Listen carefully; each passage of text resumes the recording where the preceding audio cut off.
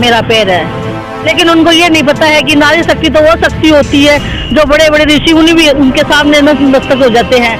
क्यों मजबूरी लेके आई है आपको, या इन बहनों की ताकत खींच के लेके आई थी? उनकी ताकत है, वो खींच के लाई है कि तो हमें भी इसके हक के बराबर बैठना चाहिए, इनका साथ देना चाहिए। ये मेरा पहला कर्तव्य है। ये आपसे आपकी जागीर नहीं मांग रही, आपकी दौलत नहीं मांग रही, आपसे आपकी गद्दी नहीं मांग रही और आपकी सत्ता भी नहीं मांग रही। ये देखिए, दिखाए ना, थोड़ा सा कैमरा इधर लेके आइए विष्णु। ये देखिए, मैं इसको निचोड़ रहा हूँ, इसमें से पानी टपक रहा है। ये देखें, ये पानी टपक रहा है। जब तक सरकार हमारी मांगे को पूरी नहीं करेगी तब तक हम यहीं रहेंगे, चाहे बरसात आए, चाहे तूफान आए, चाहे आंधी आए। देखिए, बेटी बचाओ, बेटी पढ़ाओ, बेटी पढ़ेगी देश बढ़ेगा, ये दीवारों पर लिखने वाले और सरकार की चुनावी जो शान है उसको बढ़ाने के नारे हैं। लेकिन आप स्क्रीन पर देखिए, अशोक गहलोत सरकार, ये एक बेटी है और कितनी लाचार और बेबस है और मजबूर भी है। बरसात में अपने हक के लिए आई है और आप सोच रहे होंगे कि वो यहाँ इस तरह से क्यों बैठी है, तो हम बता दें कि इनकी लाचारी ने इनको इस तरह से बैठा रखा है। ये भी आपके राज्य की बेटी हैं। आपको अगर ये नहीं दिख रहा तो ये बड़े शर्म की बात है। और ये कि राजस्थान में आखिर ये क्या हो रहा है? एक भरे बरसात में आंधी आई, तूफान आया, ओले पड़े और बरसात, उसके बाद ना कोई व्यवस्था नहीं, उसके बाद ये लाचार बेटी हैं राजस्थान की। अब इनसे बात करने का हमारा भी कुछ मन नहीं हो रहा, लेकिन चूंकि हम मीडिया वाले हैं और हमारा कर्तव्य है कि जो स्थिति है, वस्तु स्थिति है, हम उसको वहीं से जैसा है वही दिखाएंगे। ये आपका है? हाँ जी, हाँ मेरा है, मेरा पैर है। तो आपका पैर इस तरह से नहीं है, उसके बाद आप यहाँ पे क्यों आई?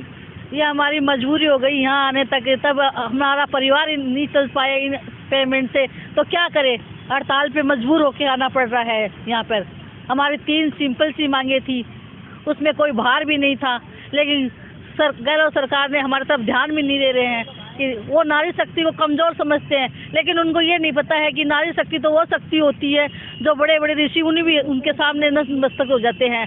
लेकिन हमने अभी तक तो शांत जो रूप होता है शांति का, वो दिखाया है। अगर नहीं मानी वो बात, अगर अभी तक भी, तो फिर बाद में गहलोत सरकार खुद भुगतान करेगा इस क्या होने वाला आगे। मेरा तो ये कहने का मतलब था कि आपकी मांगों के लिए तो कमला, बिमला, सीता, जो भी हैं, गायत्री, तमाम तरह की जो आपकी बहन है, ये भी हैं, पूनिया जी, ये काफ़ी हैं आपकी बातें रखने के लिए। तो आखिर आप इस तरह से, मौसम जब खराब है तो आपका पैर खराब है, तो आपको आखिर क्यों आई? आप क्यों मजबूरी लेके आई है आपको, या इन बहनों की ताकत खींच के लेके आई थी? उनकी ताकत है, वो खींच के लाई है, क्योंकि वो अपने हक के लिए, हमारे सबके हक के लिए लड़ रहे हैं। तो हमें भी इसके हक के बराबर बैठना चाहिए, इनका साथ देना चाहिए। ये मेरा पहला कर्तव्य है। और चाहे कितनी भी मजबूरी हो जाओ, इंसान को अपना हक और अपने साथ के लिए लड़ना चाहिए। देखिए, नारी शक्ति है, ये हमारे राजस्थान की बेटी हैं, हमारे राजस्थान की नारी शक्ति है कि इस तरह से एक की जिसका पैर नहीं है और इतनी लाचार है, वो अपनी उन बहनों के लिए यहाँ खड़ी होके आई हैं। तो गहलोत सरकार, आप देखें, इस तरह से अगर इनकी मजबूरी का आप फ़ायदा उठाओगे तो वाकई आपको बहुत बड़ा नुकसान उठाना पड़ जाएगा, क्योंकि चुनाव भी आने वाले हैं। ये आपसे कुछ भी नहीं मांग रही, ये आपसे आपकी जागीर नहीं मांग रही, आपकी दौलत नहीं मांग रही, आपसे आपकी गद्दी नहीं मांग रही और आपकी सत्ता भी नहीं मांग रही।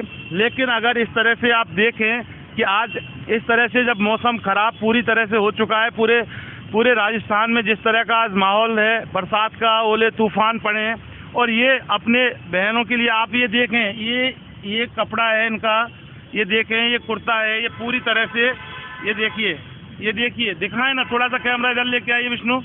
ये देखिए, मैं इसको निचोड़ रहा हूँ, इसमें से पानी टपक रहा है।